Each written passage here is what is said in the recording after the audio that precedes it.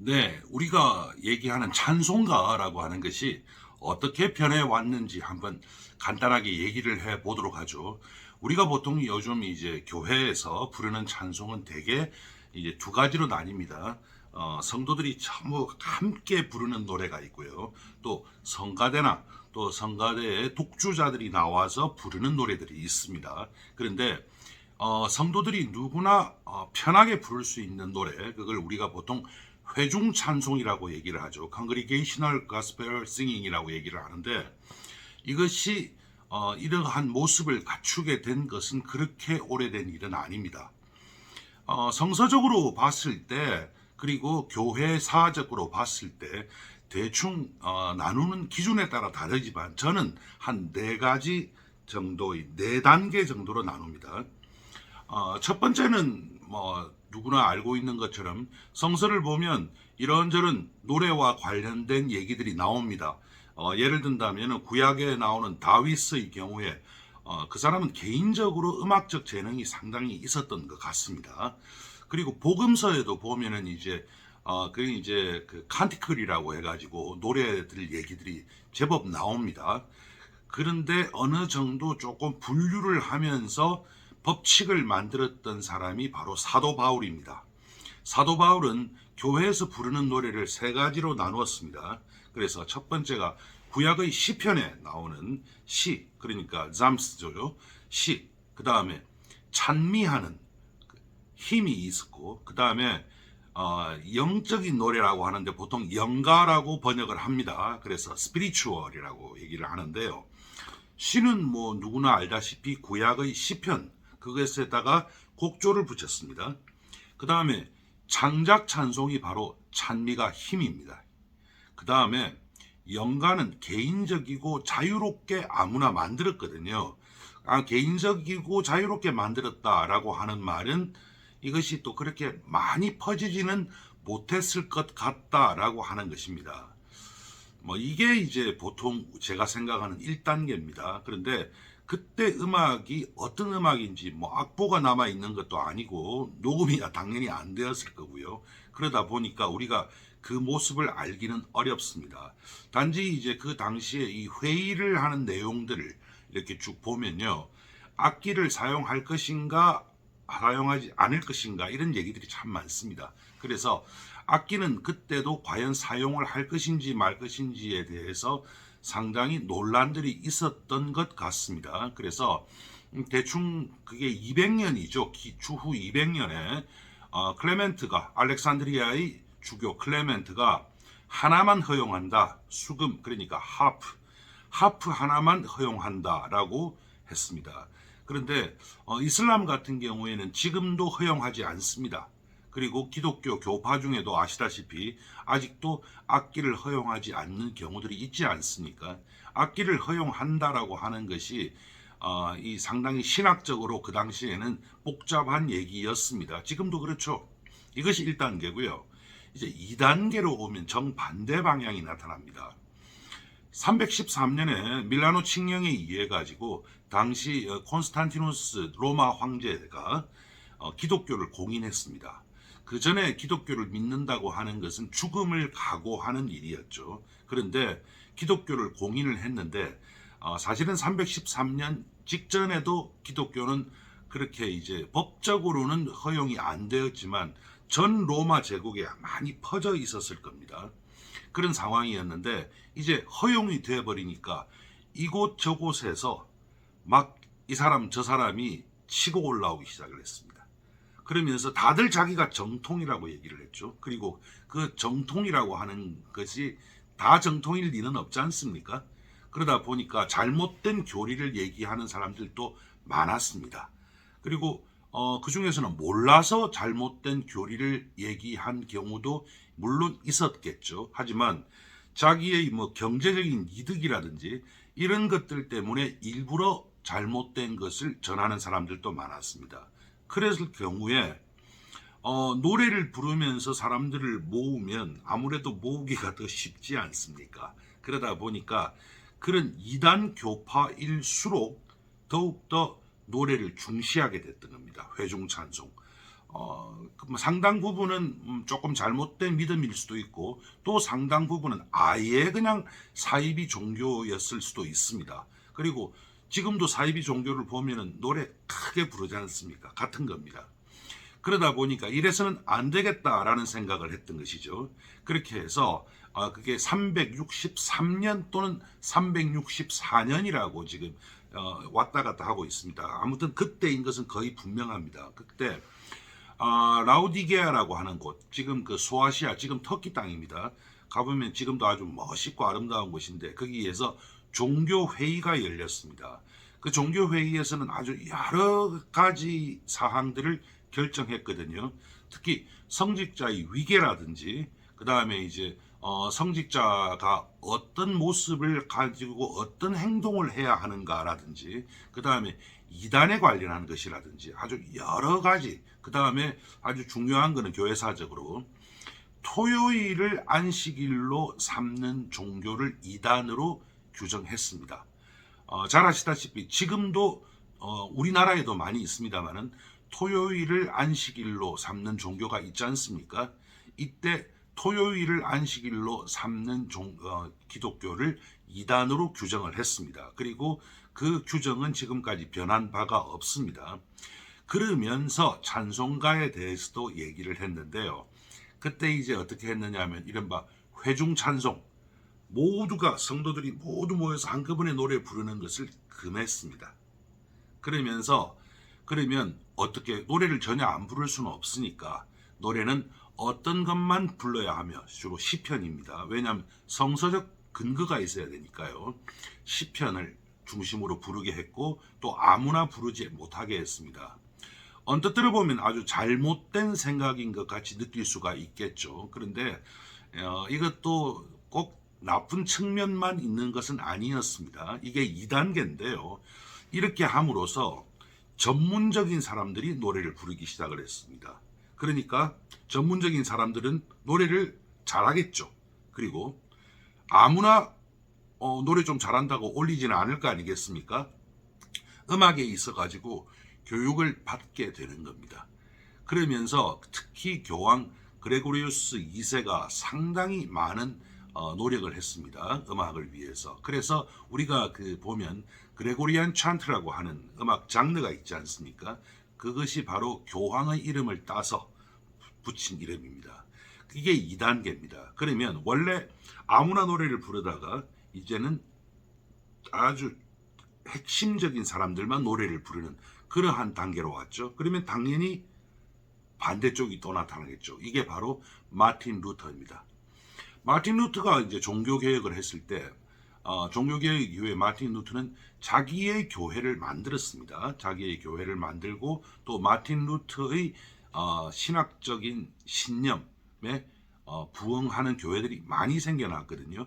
거기에 대해서 마틴 루터가 노래를 아주 적극 권장했고 또 마틴 루터 자체가 그 사람 자체가 아주 음악에 대단한 능력을 가졌던 사람입니다. 그래서 마틴 루터가 찬송가를 작곡하기도 했고 그 중에서 한두 곡은 지금도 불리우고 있습니다.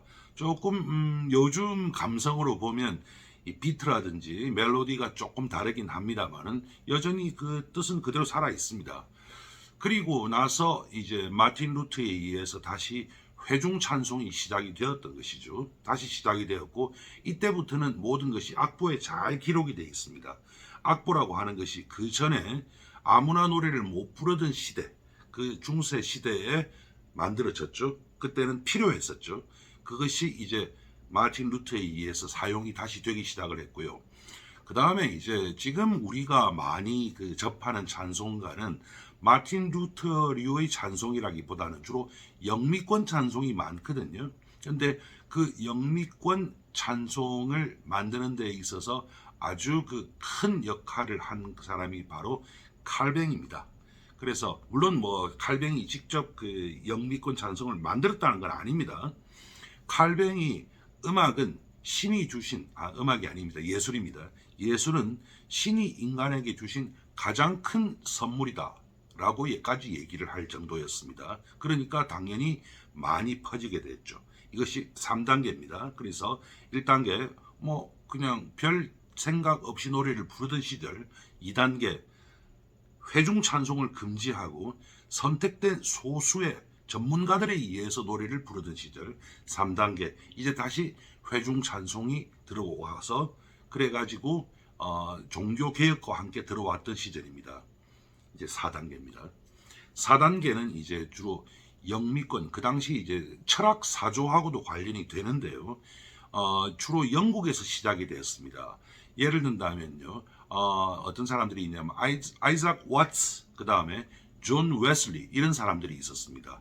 이 사람들이 많은 찬송가들을 만들어냈습니다. 그런데 아이작 와츠 정도만 하더라도 많은 찬송가들을 만들었지만 그때까지도 상당히 경건 그 자체였습니다. 그런데 존 웨슬리 입장에서 보니까 아니 세상은 이미 음악 사조가 변하고 있는데 교회에서는 왜 꼭 이것만 불러야 하는가라는 생각을 했던 것이죠. 그래서 상당히 이 대중에게 가까이 다가갈 수 있는 그러한 찬송가를 만들기 시작을 했던 겁니다. 제가 아까 한 4단계 정도로 얘기를 한다 했는데 여기까지가 4단계입니다. 그런데 여기에서 이제 꼭 나눈다면 한 2단계 더 있습니다. 예를 든다면 미국으로 기독교가 넘어가면서 미국은 아주 다인종 국가지 않습니까? 그러다 보니까 이 나라 저 나라의 음악들이 한꺼번에 다 들어왔습니다. 그리고 또 절대 무시하지 못하는 것이 니그로 스피리추얼, 흑인 연가들입니다. 이 흑인들이 미국에서 제일 처음에 노예로서 아주 비참한 세상을 살았지 않습니까? 그러면서 흑인 연가들이 나오기 시작해서 아주 다양한 음악이 펼쳐지게 되고요. 그게 한 단계로 보고 또 우리가 잊으면 안 되는 것이 바로 그래서 이러한 찬송가들이 우리나라에 어떻게 들어왔는가 하는 것입니다. 제일 처음에는 우리나라 기독교의 전례하고 똑같이 들어옵니다. 그래서 제일 처음에 들어오는 것은 만주에서 선교사들이 들어오고 또 우리나라 사람이 만주에 가서 거기에서 찬송가집을 만들죠. 앞으로 얘기를 제가 하겠습니다만은. 그리고 또 일본 기독교가 우리나라에도 들어오지 않습니까? 그것도 일본을 통해서 들어오고 했던 겁니다. 그러다가 뭐 하나만 더 말씀을 드린다면 현대적인 찬송가들이 나오기 시작을 합니다. 그렇게 해가지고 현대 아직 뭐 찬송가의 랩을 그렇게 반영하는 경우는 제가 별로 못 봤는데 못 들어봤습니다. 하지만 앞으로 그것도 어떻게 될지는 아무도 알 수가 없는 겁니다. 지금 뭐 랩이라고 하는 것은 제일 처음에 랩을 무지무지하게 싫어하던 기성 가수들조차도 랩을 받아들이고 있으니까 앞으로 어떻게 될지 그거는 알 수가 없습니다. 이렇게 찬송가는 흘러왔습니다. 그래서 크게 나누면 4단계. 첫 번째는 고대. 근데 그거는 어떤 모습이었는지 우리가 알기 힘든 고대의 찬송가가 있고요. 그 다음에 이제 또 찬송가가 있는 것이 뭐냐면은 이제 중세로 들어오면서 종교회의에 의해서 회중 찬송을 금지시키고 대신 회중 찬송을 못하는 대신 아주 선택된 소수에 의해서 신을 찬미하는 노래를 부르던 시절. 그 다음에 세 번째가 종교개혁과 함께 모두가 함께 노래를 부르던 시절. 그리고 네 번째가 영국의 아이작 와트라든지 그 다음에 존 웨슬리 이런 사람들에 의해 가지고 보다 대중에 가까이 다가가는 찬송가를 만들어서 그것이 퍼지는 시기가 있었다. 이렇게 4개 정도로 저는 생각을 하는 겁니다. 네, 보통 노래가 하나 나오면은 대개 우리 자본주의 사회에서 노래 자체도 상품입니다. 그러다 보니까 그것으로 돈이 만들어지죠. 그러면 그 돈을 관련된 사람이 다 나눠야 합니다. 그래 나누는데 일반적으로 노래에 참여하는 사람들은 아주 많습니다. 그런데 레코딩 엔지니어라든지 음반을 만드는 경우는 필요하겠죠. 그 다음에 각 악기를 연주하는 세션맨들이 있습니다. 그 사람들은 일반적으로 노래에 대해서 지분을 가지지는 않습니다. 노래에 대해서 지분을 가지지는 않고요. 대개의 경우에는 그냥 그때 원래 계약된 돈을 받고 갑니다. 그렇다면 남는 사람들이 이제 3명 정도가 있습니다. 하나가 작곡을 한 사람, 그 다음에 작사를 한 사람, 그 다음에 노래를 부른 가수. 요 3 사람들이 가장 큰 쉐어를 가지고 있는데요. 사실 뭐 그 자본주의 사회에서 이걸 어떻게 나누느냐 이거는 우리나라하고 일본이 다르고 또 일본과 미국이 조금 다르고 그렇습니다. 그런 것들이 다들 이제 역사적인 연원에 따라서 이제 흘러오는 것인데요. 지금 그 돈은 사실은 이제 대개 이제 작사 작곡이 비슷하게 받습니다. 그리고 가수가 조금 적습니다. 대신 이제 가수는 다른 수입이 있어서 전체적으로 받는 돈은 훨씬 크죠. 근데 우리가 보통 어떤 노래라고 하면 제일 먼저 떠오르는 것이 작곡가입니다. 그래서 우리는 누가 작곡을 했느냐에 대해서는 작곡가들의 이름은 꽤 많이 알려져 있습니다. 그런데 어떤 노래를 누가 작사했느냐에 대해서는 잘 모르지 않습니까? 예를 든다면 여러분들은 뭐 글쎄 좀 오래된 사람 얘기할 거예요. 길오균이라든지 박춘석이라든지 이봉조라든지 또 요즘 뭐 신사동 호랭이라든지 이런 사람들 이름은 들어봤지 않습니까? 다 작곡가들이거든요. 그런데 박주연 아세요? 김이나는 그래도 요즘 그 TV 예능에 많이 나와서 좀 알려졌습니다. 그 다음에 예를 든다면 지혜 이런 사람들 잘 모르지 않습니까? 이 사람들이 어마어마한 양의 작사를 했던 작사가들입니다. 그런데 우리는 작사가들은 잘 모르죠. 찬송가는 이와 다릅니다. 찬송가에 있어서는 물론 작곡자도 물론 중요합니다. 하지만 더 중요한 것은 누가 작사했느냐 이것이 중요합니다. 왜냐하면 찬송가 대부분의 경우에 그냥 머리에서 떠오르는 시상에 의해서 작사를 하는 경우는 그렇게 많지 않습니다. 대부분이 성서적 근거를 어떤 경우에는 성서 구절을 그대로 가져오고요. 물론 뭐 가져오는 과정에서 이것을 노래로 만들기 위해서 운율화하는 작업은 조금 있겠죠. 그대로 가져오는 경우가 많고요.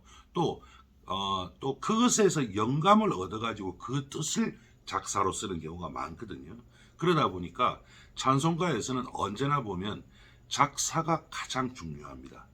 그래서 작곡보다 작사가 중요한 노래가 무엇이냐라고 만약에 퀴즈가 나온다면 당연히 찬송가라고 얘기를 하시면 되는 겁니다.